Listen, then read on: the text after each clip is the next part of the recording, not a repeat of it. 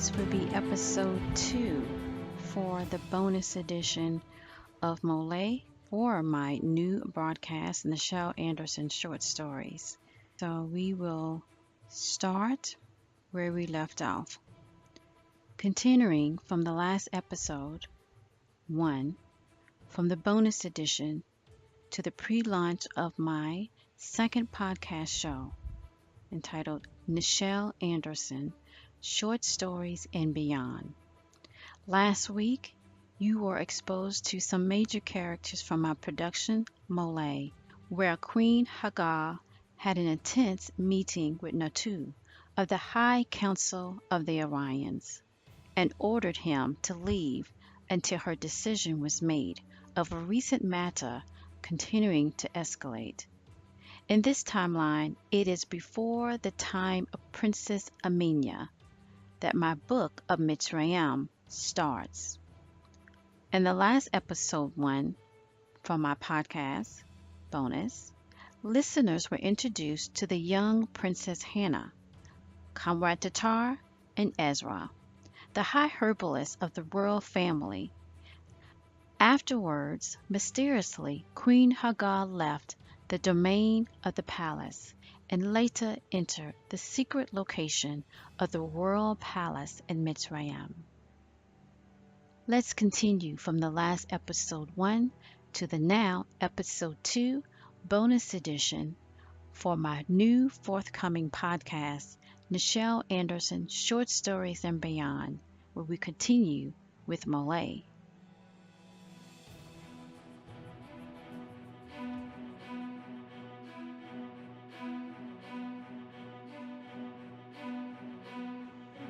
Opening scene. As the dawn hours of a new day still fell over the skies, there was a clean breeze sweeping up as the sound of palm trees whisked back and forth. At the end of the Unyi Hall, there were more Abbas guards waiting to escort Nontu of the High Council of Orions out of the palace and sneak him out of Mitsrayim. Nontu was not happy of the last encounter with Queen Hagar, as he continued to walk in a commanding way while thinking how to inform his superiors regarding the sole ruler controlling the choices is now the queen.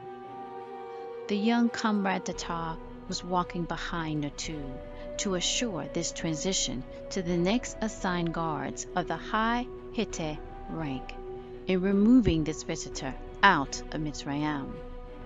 This way, one of the high Hittite rank guards said, reaching for Nontu's arm. Efarane, Nontu yelled back.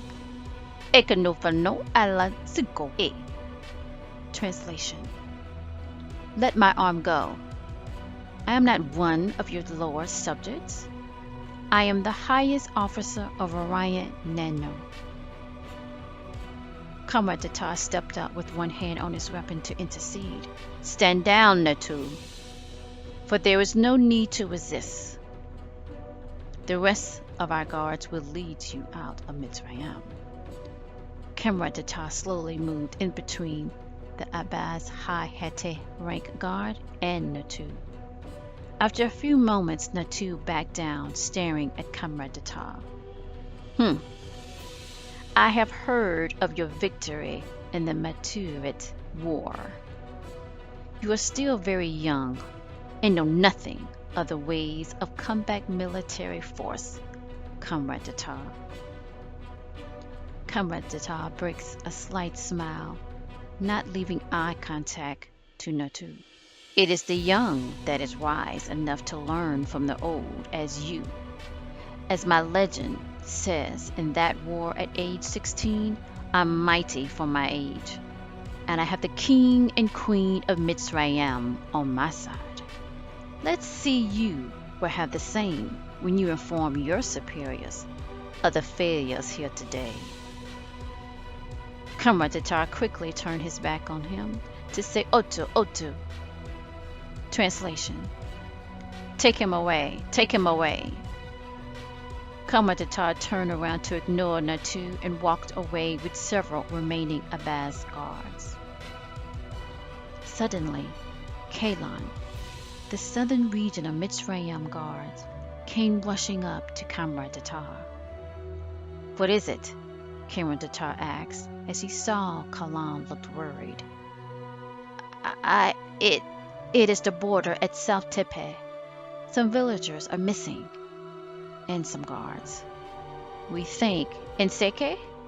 He must still have some resistant ones on his side from the war," Comrade Jetur pondered. "Do not inform the Queen as yet. I will see to it. There is something else, Comrade Jetur." Still looking worried, Mahlon was. Comrade Jetur, although the very young age of 17 years old, stood taller, straighter, wiser, even more in appearance of strength, with his already massive physique for this moment of time. But for some reason, he felt something was coming, and a concern engulfed his being as he waited for Mahlon to explain. "Nseke is nowhere to be found, Comrade Jetur.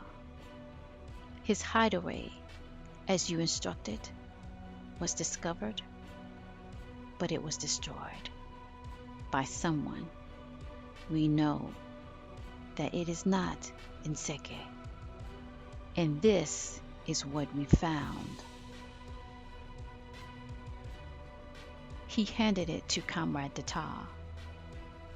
It was a brown cloth wrapped around something. Comrade Jetur opened the brown cloth to see the object. Then he slowly looked back up to Mahlon. "Follow me.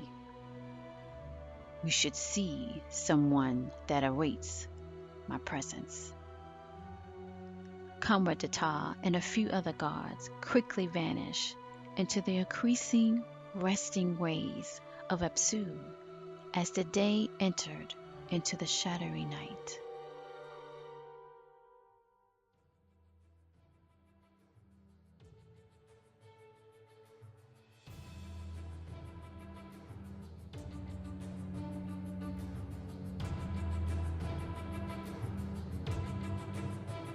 Few moments later, Queen Hagar enters the Unyi Hall, far north end of the Abbas palace, where 22 royal guards stood outside the royal room, to where King Mahlon lay resting on a shield bed of gold, as some of his body rooms were wrapped in fine linen fabric.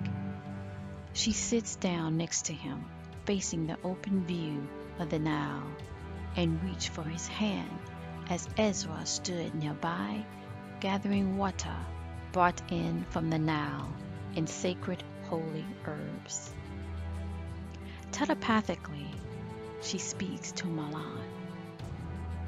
"We shall get through this to keep the secret, Mahlon, and we will handle the Orions soon, for there is a new dawn awakening."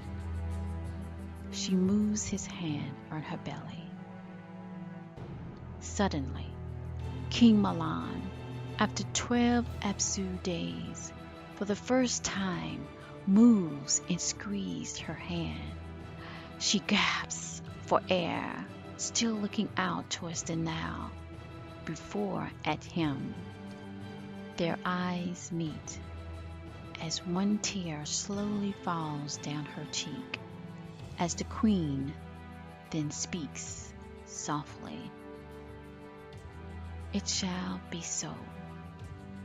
All giving of thankfulness to Kine for this moment. My king has awoken. Ezri slowly turns around in amazement and smiles. End scene.